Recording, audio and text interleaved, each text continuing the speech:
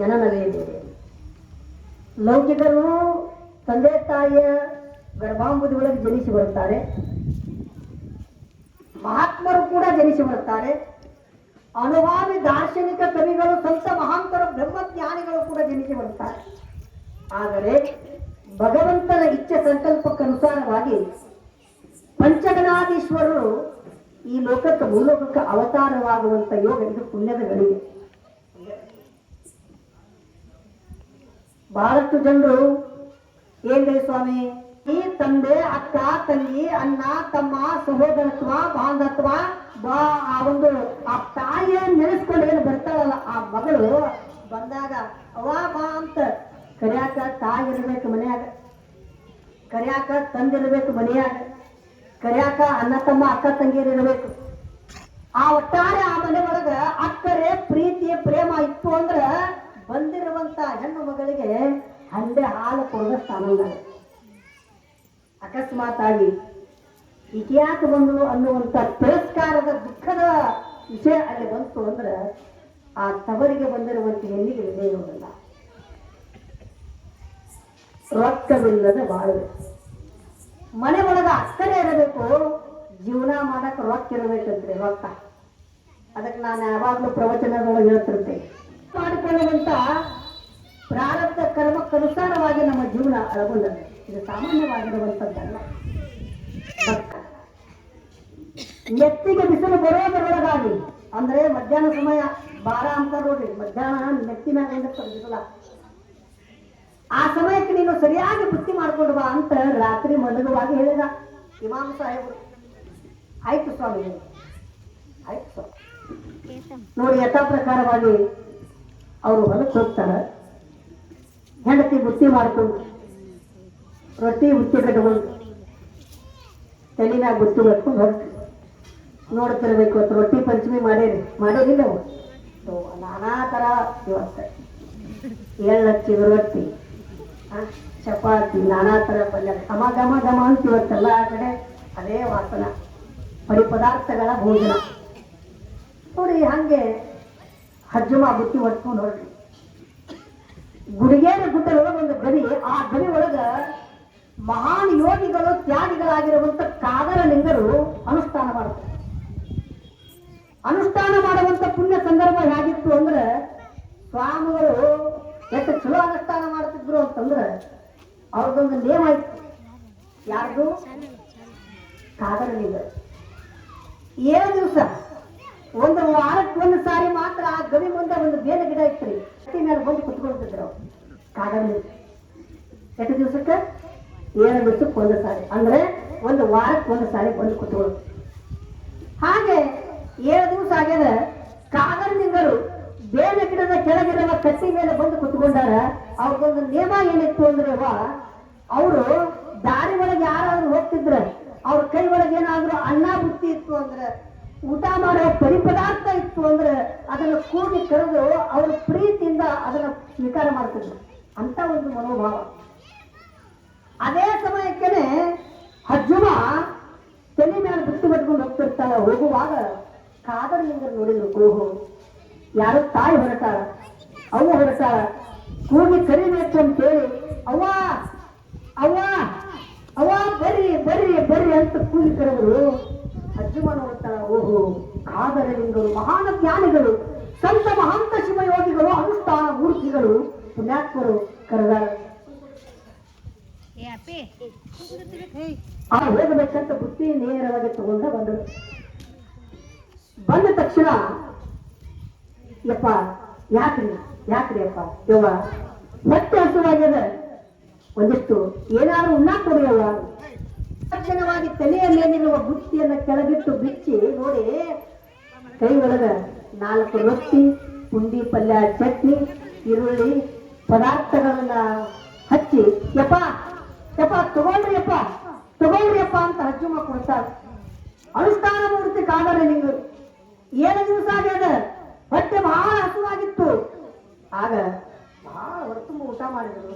ಯವ್ವ ಬಹಳ ಚಲೋ ಮಾಡಿ ಯವ್ವ, ಅಡಿಗೆ ಬಹಳ ಚಲೋ ಮಾಡಿ, ಬಹಳ ಚಲೋ ಆಗಿದೆವ್ವ ಅಂತ ಸುತ್ತಿಗೊಮ್ಮೊಮ್ಮೆ ಆ ತಾಯಿಯನ್ನ ನೆನೆಸುತ್ತಾ ಯವ್ವ ಯವ್ವ ಯವ್ವ ಅಂತ ಊಟ ಮಾಡಿದ್ರು. ಹೊಟ್ಟೆ ಕೂತು ಹಜ್ಜುಮ ಅಳಾಕತ್ಲು. ಹಜ್ಜುಮ ಅಳಾಕತ್ಲು. ಆ ತಾಯಿ ತಮ್ಮ ಯಜಮಾನರಿಗೆ ಒಯ್ಯುತ್ತಿರುವ ಬುದ್ಧಿ ನನ್ನ ಪಾಲಾಗಿದೆ ಅಂತ ಅಳಕತ್ತಾಳೋ ಅಥವಾ ಈ ಬುದ್ಧಿ ಇವ್ರಿಗೆ ಯಾಕೆ ಕೊಟ್ಟೆ ಅಂತ ಅಳಕತ್ತಾಳೋ, ಏನು ಕಾರಣವಿರಬಹುದು ಅಂತ ಪುನಃ ಕೇಳ್ತಾರೆ ಕಾದರ್ಲಿಂಗರು. ಯವ್ವ ಯಾಕೆ ತಾಯಿ ಯಾಕೆ ಅಳಕತ್ತೀಯ, ನಿನ್ನ ಅಳುವಿಗೆ ಕಾರಣವೇನು ಎನ್ನುವ ಅಂತ ಕೇಳಿದಾಗ ಮತ್ತೆ ಹೇಳ್ತಾಳೆ, ಸ್ವಾಮಿ ತುತ್ತಿಗೊಂದೊಮ್ಮೆ ಬಾಯಿ ತುಂಬ ನಾಲಿಗೆ ತುಂಬ ತಾವು ಅವ್ವ ಅವ್ವ ಅವ್ವ ಅಂತ ಕರೀತಾ ಇದ್ದೀರಿ, ಕಾರಣ ಅವ್ವ ಅಂತ ಕರೆಯುವಂತ ಮಕ್ಕಳ ನನ್ನ ಹೊಟ್ಟೆಗಳು ಹುಟ್ಟಿ ಬಂದಿರಬೇಕ, ಅದಕ್ಕೆ ನನಗೆ ದುಃಖ ಆಗಕತ್ತಿಲ್ಲ ಅಂದಳು. ದುಃಖ ಆಗಕತ್ತಿಲ್ಲ ಅಂದಳು. ಆ ಸಮಯದೊಳಗೆ ಕಾದರ್ಲಿಂಗರಂತಾರ, ಇವ ಸನ್ಯಾಸಿ ಕಾಯದ ಹಸಿವಿನ ಹೊಟ್ಟೆಯನ್ನು ತುಂಬಿಸಿದ ಅನ್ನಪೂರ್ಣೇಶ್ವರಿಯು ನೀನು. ನಿನ್ನಂತಹ ಉದಾರ ಮನೋಭಾವವುಳ್ಳಂತ, ತ್ಯಾಗ ಗುಣವುಳ್ಳಂತ, ಶ್ರೇಷ್ಠ ಮನೋಭಾವವುಳ್ಳಂತ ನಿನ್ನಂತ ತಾಯಿಯ ಹೊಟ್ಟೆ ಒಳಗ ಮಕ್ಕಳು ಹುಟ್ಟಿಲ್ಲ ಅಂದ್ರ ಇದು ಅಪಭ್ರಂಶ ಆಗಬಹುದು, ನಿನಗ ಅಪಕೀರ್ತಿ ಬರಬಹುದು, ನಿನಗ ಬಂಜತನ ಅನ್ನಬಹುದು. ಕಾರಣ ಇವ ಚಿಂತೆ ಮಾಡಬೇಡ ಅಂತ ತಕ್ಷಣವಾಗಿ ಕಾದರಲಿಂಗರು ಏನು ಮಾಡ್ತಾರೆ ನೋಡ್ರಿ, ಮಹಾತ್ಮರ ಆಶೀರ್ವಾದ ಹೆಂಗಿರುತ್ತದೆ. ಅದಕ್ಕೆ ಸಂಸ್ಕೃತದೊಳಗೆ ಸುಭಾಷಿತಗಾರ ಬರೀತಾರೆ, ವಜ್ರಾದಪಿ ಕಠೋರಾನಿ ಮೃದುನಿ ಕುಸುಮಾದಪಿ ಲೋಕೋತ್ತರ ನಾಮ ಚೇತಾಂಸಿ ಕೋಟಿರ ವಿದ್ಯಾ ತುಮರತಿ ಅಂತ ಕರೀತಾರೆ. ಮಹಾತ್ಮರ ಮನಸ್ಸು ಹೆಂಗಿರುತ್ತದೆ ಅಂದ್ರೆ ತಲೆಯ ಮೇಲೆ ತಮ್ಮ ಬಲಪಾದ ಬಲಿಟ್ಟಂತಾರ, ತಾಯಿ ವರ್ಷ ತುಂಬೋದರೊಳಗಾಗಿ ನಿನ್ನ ಗರ್ಭಾಂಬದಿ ಒಳಗ ಜಗತ್ತೇ ಬೆಕ್ಕಸ ಬೆರಗಾಗುವಂತ ಓರ್ವ ಸಂತಾನ ಪುತ್ರ ರಕ್ತ ಜನಿಸಿ ಬರುತ್ತದೆ, ಚಿಂತೆ ಮಾಡಬೇಡವಲ್ಲ ಅಂತ ಆಶೀರ್ವಾದವನ್ನು ಮಾಡಿದ್ರು ಕಾದರಲಿಂಗರ ದಿವ್ಯ ವರ ಕೃಪಾಬಲದಿಂದ ಮುಂದೆ ಏನು ನಡೀತದೆ ಅಂದ್ರೆ ಹಜ್ಜುಮ ಪುನಃ ಹೊಲಕ್ಕೆ ಹೋಗ್ತಾಳೆ. ಬುತ್ತಿ ಎಲ್ಲ ಖಾಲಿ ಆಗಿತ್ತು. ಆಗ ಇಮಾಮ್ ಸಾಹೇಬರು ಕೇಳ್ತಾರೆ, ಯಾಕೆ ತಡವಾಗಿ ಬಂದೆ ಅಂತ ಕೇಳಿದಾಗ, ಇಲ್ಲ ಬರುವಾಗ ದಾರಿ ಒಳಗೆ ನಡೆದ ಸನ್ನಿವೇಶದ ಘಟನೆಯನ್ನು ತಿಳಿಸ್ತಾಳೆ. ಇಮಾಮ್ ಸಾಹೇಬರು ಬಹಳ ತ್ಯಾಗದಿ, ಆಗ್ಲಿ ಬಿಡು, ಆ ಬುತ್ತಿ ಒಳಗ ಅಂಡದೊಳಗೆ ನನ್ನ ಋಣವಿಲ್ಲ, ಮಹಾತ್ಮರಾದಂತ ಕಾದರಲಿಂಗರ ಋಣ ಅದ. ಆ ಪುಣ್ಯಾತ್ಮರನ್ನು ತುತ್ತಾರೆ ಪುಣ್ಯದ ಬಲವಾಗಿ ಕಾದರಲಿಂಗರ ವರವಾಣಿಯಂತೆ ವರ್ಷ ತುಂಬೋದ್ರೊಳಗಾಗಿ ಹಜ್ಜುಮ ಸುಂದರವಾಗಿರುವಂತ ಗಂಡು ಮಗನಿಗೆ ಜನ್ಮವನ್ನು ನೀಡುತ್ತಾರೆ. ಕಾದರಲಿಂಗರ ವರ ಆಶೀರ್ವಾದದಿಂದ ಆ ಜನಿಸಿ ಬಂದಿರುವಂತ ಮಗ ಬೇರೆ ಯಾರು ಅಲ್ಲ, ಪುಣ್ಯಾತ್ಮರೇ ಇಂದಿನ ದಿನಮಾನದೊಳಗೆ ಸಾವಿರ ಸಾವಿರ ಸಾವಿರ ತತ್ವ ಪದಗಳನ್ನ ರಚನೆ ಮಾಡಿ ನಾಡಿನ ಭಾರತದ ದೇಶದ ತುಂಬೆಲ್ಲ, ಕನ್ನಡ ನಾಡಿನ ತುಂಬೆಲ್ಲ ಎಲ್ಲರೂ ಹಾಡುವಂತ ಕೇಳುವಂತ ಮನದೊಳಗೆ ಅನಂತ ಪಡುವಂತಹ ತತ್ವ ಪದದ ರಚನೆಕಾರ ಸಂತ ಶಿಶುನಾಳ ಶರೀಫ ಹುಟ್ಟಿ ಬಂದ ಅಂದ್ರೆ ಸಾಮಾನ್ಯ ಕಾರಣ ಇತ್ತೆ.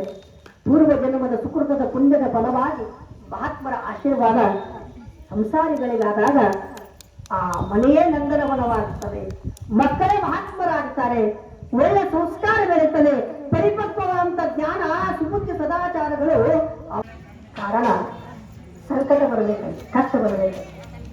ದೇವತೆಗಳು ಪರಮೇಶ್ವರನ ಮೊರೆ ಹೊಕ್ಕಾಗ ಆಗ ಪರಮೇಶ್ವರ ಅಂತಾರ, ನಿಮಗೇನಾಗ್ಯದ, ಯಾಕೆ ಬಂದಿರಿ?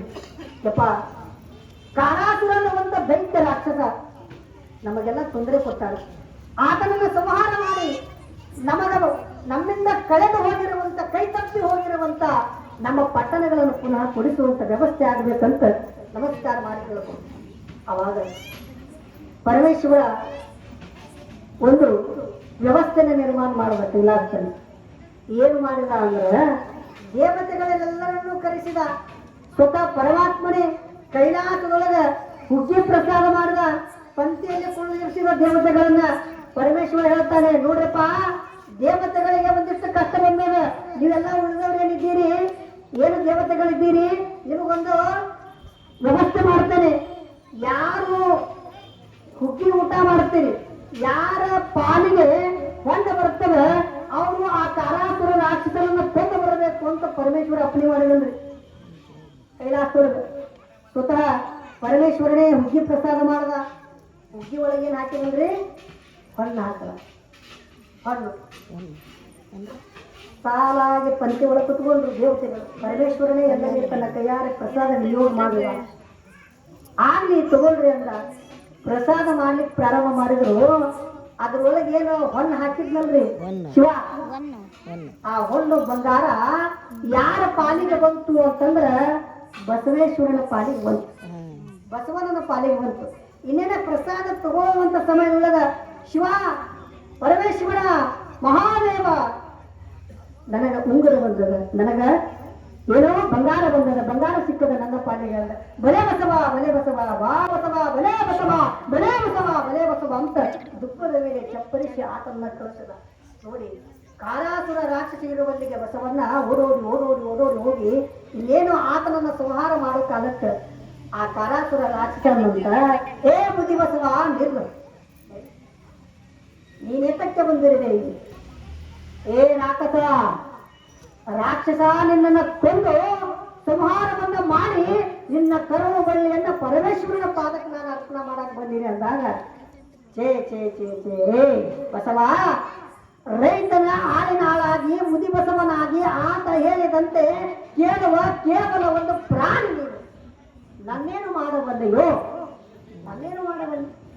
ಆ ಕ್ಷಣಾರ್ಧದ ತನ್ನೆರಡು ಕೋಡುಗಳಿಂದ ಆ ಯಾವ ಕಾರಾಸುರ ರಾಕ್ಷಸನ ಕರುಳ ಬಳ್ಳಿಯನ್ನ ಆತನನ್ನ ಕೊಂದು ಕರುಳು ಬಳ್ಳಿಯನ್ನ ಅದನ್ನೇ ಎಲುವಿನ ಹಾರವನ್ನಾಗಿ ಮಾಡಿಕೊಂಡು ಆತನನ್ನ ಸಂಹಾರವನ್ನ ಮಾಡಿ ಪುನಃ ಕೈಲಾಸದ ಅಧಿಪತಿಯಾಗಿರುವ ಪರಮೇಶ್ವರನ ಶಿರಸಭೆಗೆ ಬಸವೇಶ್ವರ ಬರ್ತಿದ್ದ ಬರುವಾಗ ಓಡೋಡಿ ಬರುವಾಗ ಆ ಕೋಡುಗಳ ಮೇಲೆ ಏನು ಆ ರಾಕ್ಷಸನ ಕರುಳ ಬಳ್ಳಿಗಳೇ ಅಲಂಕಾರವಾಗಿ ಬರ್ತಿದ್ದನ್ನು ನೋಡಿ ಪರಮೇಶ್ವರ ಅಂತಾನ ಬಲೆ ಬಸವ ಬಲೆ ಬಸವ ಬಲೆ ಬಸವ ಅಂತ ಉದ್ದಾರಿಸುತ್ತಿರಬೇಕ ಸಂದರ್ಭದೊಳಗ ಆ ಬಸವನ್ನ ಬಂದು ಕರುಳ ಬಳ್ಳಿಯನ್ನು ಪರಮೇಶ್ವರನ ಪಾದಕ್ಕೆ ನಮಸ್ಕಾರವನ್ನ ಮಾಡುವ ತಕ್ಷಣವಾಗಿ ಎಲ್ಲ ದೇವತೆಗಳಿಗೆ ಆನಂದ. ಹೀಗೆ ಅಲ್ಲಿ ಕೈಲಾಸದಲ್ಲಿ ಕಾರಾಸುರ ರಾಕ್ಷಸನನ್ನ ಕೊಂದ ಸಂಕೇತಕ್ಕಾಗಿನೇ ಭೂಲೋಕದೊಳಗ ಕಾರ ಹುಣ್ಣಿಮೆ ಅಂತ ಮಾಡ್ತಾರೆ. ಕಾರ ಹುಣ್ಣಿಮೆ ಅನ್ನ ಉಣಬಡಿಸಿದ ಸಿಹಿ ಉಣಬಡಿಸಿದ ಅನ್ನುವುದಕ್ಕಾಗಿ ಸಂಕೇತಕವಾಗಿ ಇಂದ ನಾವು ನೀವುಗಳೆಲ್ಲ ನಮ್ಮ ಧರ್ಮದೊಳಗ ನಾವು ಏನ ಹಬ್ಬ ಆಚರಣೆ ಮಾಡ್ತಾ ಇದ್ದೇವೆ ಅಂದ್ರೆ ಹಣ್ಣುಗ್ಗಿ ಅಂತ ಮಾಡ್ತೇವೆ. ಹಣ್ಣುಗ್ಗಿ ಅಂತ ಮಾಡ್ತೇವೆ. ಮಾರನೇ ದಿವಸ ಕಾರ ಹುಣ್ಣಿಮೆ ಅಂತ ಮಾಡ್ತೇವೆ. ಕಾರ ಹುಣ್ಣಿಮೆ ಯಾವುದಕ್ಕಾಗಿ ಅಂದ್ರೆ ಅಲ್ಲಿ ಕಾರಾಸುರ ರಾಕ್ಷಸನನ್ನ ಕೊಂದಿದ್ದಕ್ಕಾಗಿ ಸಂಹಾರ ಆಗಿದ್ದಕ್ಕಾಗಿ ಭೂಲೋಕದೊಳಗ ಕಾರ ಹುಣ್ಣಿಮೆ ಯಾಕೆ ಮಾಡ್ತಾರಂದ್ರ ಅಂತ ಕೆಟ್ಟವರ ಸುವಾಸ ಬೇಡ, ಕರಿ ಹರಿಯುವುದಕ್ಕಾಗಿ. ಎಲ್ಲಿ ಕೆಟ್ಟತನ ಇರ್ತದ ಅಲ್ಲಿ ಕರಿ ಹರಿಬೇಕನ್ನುವುದಕ್ಕಾಗಿ ಅಲ್ಲಿ ಕಾರ ಹುಣ್ಣಿಮೆ ಅಂತ ಮಾಡುತ್ತಾರೆ. ಅದೇ ಸಮಯದೊಳಗ ಬಸವಣ್ಣನನ್ನ ಮೆರವಣಿಗೆ ಮಾಡ್ತಾರೆ. ಜೋಲಿ ಹಾಕಿ ಆ ಕೋಡುಗಳಿಗೆ ಕೊಂಬಸ ಹಾಕಿ ಎಲ್ಲಾ ದೇವಸ್ಥಾನದೊಳಗ ಈಶ್ವರನ ಮುಂದೆ ಬಸವನನ್ನು ಕುಂದಿರಿಸಿರ್ತಾರೆ. ನೋಡಿದ್ರು ಯಾಕ? ಪರಮಾತ್ಮನ ಹೃದಯದ ಅಂತಃಕರಣದ ಶಿಶು ಬಸವಣ್ಣ. ನೀವು ಬೇಕಾದ ದೇವಸ್ಥಾನಕ್ಕೆ ಹೋಗ್ರಿ, ವೀರಭದ್ರೇಶ್ವರ ದೇವಸ್ಥಾನಕ್ಕೆ ಹೋಗ್ರಿ, ಈಶ್ವರ ಗುಡಿಗೆ ಹೋಗ್ರಿ, ದೇವಾಲಯಕ್ಕೆ ಹೋಗ್ರಿ, ಆ ದೇವರ ಗರ್ಭಾಲಯದೊಳಗಿರುವ ಗರ್ಭ ಗುಡಿ ಒಳಗಿರುವ ಮೂರ್ತಿಯ ಮುಂಭಾಗದಲ್ಲಿ ಬಸವಣ್ಣನ ಮೂರ್ತಿ ಸ್ಥಾಪನ. ಯಾಕೆ? ಇದೆಲ್ಲ ಇತಿಹಾಸ, ಇದೆಲ್ಲ ಇತಿಹಾಸ. ಇಂಥ ಬಸವಣ್ಣ ಇಡೀ ಜಗತ್ತಿಗೆ ಜ್ಯೋತಿ ಆಗುವುದಕ್ಕಾಗಿ ಸಂಪೂರ್ಣ ಲೋಕವನ್ನು ಬಿಟ್ಟ ನಾವು ಹೊರಟು ಬರ್ತೀನಿ ಅಂತ ಪರಮೇಶ್ವರನ ಪಾದವನ್ನ ಮುಟ್ಟಿ ನಮಸ್ಕಾರ ಮಾಡುವಾಗ ಪರಮೇಶ್ವರ ಹನ್ನೆರಡು ಹಸ್ತವನ್ನ ಬಸವೇಶನ ಮಸ್ತಕದ ಮೇಲಿಟ್ಟು, ಬಸವ ಎಂತ ಕನ್ನನು ನೀನು, ಎಂತ ಕನ್ನನು. ಅದಕ್ಕೆ ಜ್ಞಾನಿಗಳಂತಾರೆ ಬಸವ ಬಸವ ಮೇರೋ ಪರ್ವತ, ಮೇರೋ ಪರ್ವತ. ಅತನೇ ಅದ್ದವರು ಅಂದ್ರೆ ಸಾಮಾನ್ಯ ಅಲ್ಲ. ಅಂತ ಮಹಾತ್ಮರು ಬಸವಣ್ಣನವರ ಬಗ್ಗೆ ಯಾವಾಗಲೂ ಅವರು ಬಸವಣ್ಣ ಅಂತ ಹೆಸರಿಟ್ಟು ಕರೀಲಿಲ್ಲ ಅಂತ. ಅತ್ತರಿ ಮುರುಗೇಂದ್ರ ಶಿವಗಳು ಅವ್ರು ಏನಂತಿದ್ರು ಅಂದ್ರೆ ಅಪ್ಪವರು ಅಪ್ಪವರು ಅಪ್ಪವರು ಅಪ್ಪ ಅಪ್ಪ ಅಪ್ಪ ಅಂತಿದ್ರಂತ ಬಸವಣ್ಣ. ನಿಜವಾದ ಬಸವ ತತ್ವ ಪರಿಪಾಲಕರಾಗಿ ಧಾರವಾಡ ಮುರುಘಾ ಮಠ ಜ್ಞಾನ ಕಾಶಿನಿ ಒಂದು ಕಾಲಕ್ಕೆ ಜ್ಞಾನಕ್ಕಿದ್ದಾನೆ. ಮತ್ತೆ ಎಲ್ಲಿ ಬರಬೇಕು, ಎಲ್ಲಿ ಬಂದ, ಅವನ ಅವತಾರ ಎಲ್ಲಿ ಆಗ್ತದಂದ್ರೆ ಇದೇ ಭೂಲೋಕದ ಎಲ್ಲಿ ಆಗ್ತದೆ. 56 ದೇಶಗಳವ ಶಾಸ್ತ್ರಕಾರ ಹೇಳ್ತಾರೆ. ಮೂಲ 56 ದೇಶಗಳು. ಅದರಲ್ಲಿ ಶ್ರೇಷ್ಠವಾಗಿರುವಂತ ನಮ್ಮ ಭಾರತ ದೇಶ. ನಿನ್ನೆ ಸಲ ಸ್ವಾತಂತ್ರ್ಯ ದಿನಾಚರಣೆ ಸರಸಿಪುರ. ಇಂಥ ಸರಸಿಪುರದೊಳಗ ಅಲ್ಲಿ ಕೈಲಾಸದೊಳಗಿರುವ ಪರಮಾತ್ಮ ಪರಮೇಶ್ವರ ಮಹಾದೇವ ಮುಕ್ಕೋಟಿ ವಲ್ಲಭ ತ್ರಿನೇತ್ರಧಾರಿ ಏನು ಮಾತು ಕೊಟ್ಟಿದ್ದಂದ್ರಿ? ಯಾರಿಗೆ? ನಂದೀಶ್ವರನಿಗೆ, ಅಪ್ಪ ನಂದೀಶ್ವರ, ಅಂದು 12ನೇ ಶತಮಾನದಲ್ಲಿ ನಾನು ಅಲ್ಲಮನಾಗಿದ್ದೆ, ನೀನು ಬಸವನಾದ. ಪರಂತು ಈಗ ಹಾಗಲ್ಲ, ನಾನೇ ನೀನು ನೀನೇ ನಾನು ಅನ್ನುವ ದೇಶಿಕ ಭಾವ ಬೆಳೆದು. ದೇಶಿಕ ಭಾವ ಅಂದ್ರೆ ಅರ್ಥ ಮಾಡ್ಕೋಬೇಕು, ಅಲ್ಲಿ ಪರಮಾತ್ಮ ಬೇರೆ ಅಲ್ಲ, ನಂದೀಶ್ವರ ಬೇರೆ ಅಲ್ಲ, ಇಬ್ಬರೂ ಒಂದೇ ಅನ್ನುವಂತ ವಿಚಾರ. ಅಲ್ಲಿ ಆತ್ಮ ಒಂದು, ದೇಹ ಎರಡೆಂಬಂತೆ. ಆತ್ಮ ಒಂದು. ನಂದೀಶ್ವರ ಭೂಲೋಕಕ್ಕೆ ಬರುವಾಗ ಅಲ್ಲಿ ಪೂರ್ವದಲ್ಲಿ ಪರಮೇಶ್ವರ ಮೊಟ್ಟ ಮೊದಲನೇದಾಗಿ ಬಸವ ಬರುವಕ್ಕಂತ ಪೂರ್ವದಲ್ಲಿ ತಾನೇ ಬಂದು ಸರಸೀಪುರದ ಮಠದೊಳಗ ಗುರುವಾಗಿ ಮುಹೂರ್ತ ಮಾಡಿರ್ತಾನೆ. ಎಂತ ವಿಷಯ ಇದು ನೋಡಿ. ಆ ಸರಸೀಪುರದೊಳಗ ಪರಮೇಶ್ವರ ತಾನೇ ಗುರು ಬಸವರಾಜನಾಗಿ, ಆ ಮಹಾದೇವ ಗುರು ಬಸವರಾಜನೆಂಬ ನಾಮದಿಂದ ಸರಸೀಪುರದ ಮಠದ ಅಧಿಕಾರವನ್ನು ಪಡೆದು ಅಲ್ಲಿ ಬಂದಂತ ಭಕ್ತಾದಿಗಳಿಗೆಲ್ಲ ಜ್ಞಾನಾರ್ಜನೆಯನ್ನ, ಶಿವಾನುಭವವನ್ನ, ಶಿವಕಥಾಗೋಷ್ಠಿಗಳನ್ನ, ಧರ್ಮದ ಬೋಧನೆಯನ್ನ ಮಾಡ್ತಿರ್ತಾನೆ. ಅದ ಅಂತರಂಗದೊಳಗ ಪರಮೇಶ್ವರನಾಗಿರ್ತಾನೆ, ಬಹಿರಂಗದೊಳಗ ಗುರುಬಸವರಾಜನಾಗಿರ್ತಾನೆ. ಆ ಸರಸೀಪುರದೊಳಗ, ಆ ಮಠದೊಳಗ ಇಂಥ ಸಮಯದೊಳಗ ಅಲ್ಲಿ ಕೈಲಾಸದಿಂದ ನೇರವಾಗಿ ಭೂಲೋಕಕ್ಕ ಆಗಮನ ಯಾರ್ದಾಗ್ತದಂದ್ರೆ ಬಸವೇಶ್ವರನಾಗ್ತದೆ. ಆ ವಿಚಾರವನ್ನ ಗಾಯಕರ ನಂತರ ತಿಳಿದು ಅವ್ರ ಶಕ್ತಿ ಅಂತ ನೋಡಿ ಮಹಾತ್ಮರು. ಬಡ್ಡಿಗೆ ಹಿಂಗ್ ಹೊಡೆದ್ರೆ ಬಡ್ಡಿ 2 ಹೋಲ್ ಆಯ್ತಂತ, 2 ಭಾಗ ಆಯ್ತಂತ. 2 ಭಾಗ ಆದ ಬಳಿಕ ಅದರೊಳಗೆ ಎಂತ ವಿಷಯ ಇತ್ತು ಅಂತಂದ್ರೆ ಶ್ರೇಷ್ಠವಾಗಿರುವಂತಹ ನಾಗ ದೇವತೆಯ ಸರ್ಪ ಆಗಿ ವಾಸವಾಗಿತ್ತು. ನಾಗರ ಹಾವು ಇರ್ತದೆ, ಅದನ್ನು ಹೊಡೆದಿದ್ರೆ ಶಾಪಕ್ಕೆ ಗುರಿ ಆಗಬಾರ್ದು ನನ್ನ ಭಕ್ತ ಅಂತ ಹೇಳಿ ಪೂರ್ವದಲ್ಲೇ ಅದನ್ನು ಮನಗಂಡವರು ಬೆಟ್ಟದ ಅನುದಾನ ಹೋಗ್ತಾರೆ.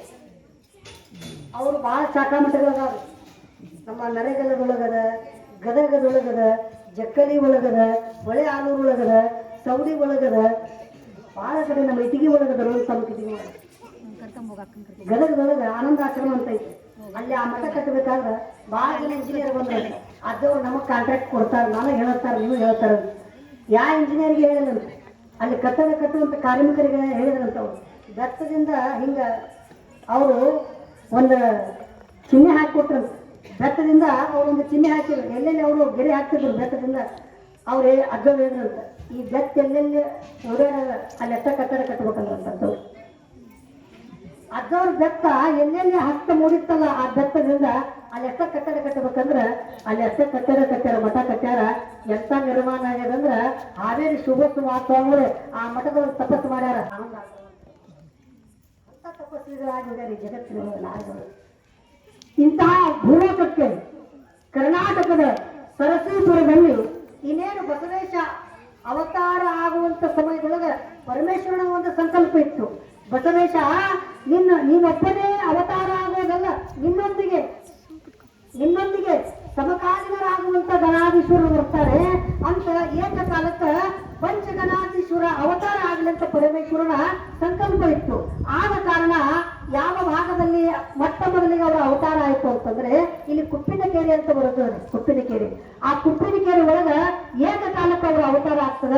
ಯಾರ್ಯಾರು ಅಂತಂದ್ರೆ ಹರಪನಹಳ್ಳಿಯ ಕೆಂಪೈ ಸ್ವಾಮಿಗಳು, ಮದ್ದಾನೇಶ್ವರರು, ತುಲಹಳ್ಳಿಯ ಮದ್ದಾನೇಶ್ವರರು, ಅರಸೀಕೆರೆಯ ಕೋಲಶಾಂತೇಶ್ವರರು, ನಾಯಕನಟ್ಟಿ ತಿಪ್ಪೇರುದ್ರ ಸ್ವಾಮಿಗಳು, ಸರಸೀಪುರದ ಗುರುಬಸವರಾಜರು ಏಕಕಾಲಕ್ಕ ಭೂಲೋಕದೊಳಗ ಅವತಾರವಾಗುತ್ತದೆ.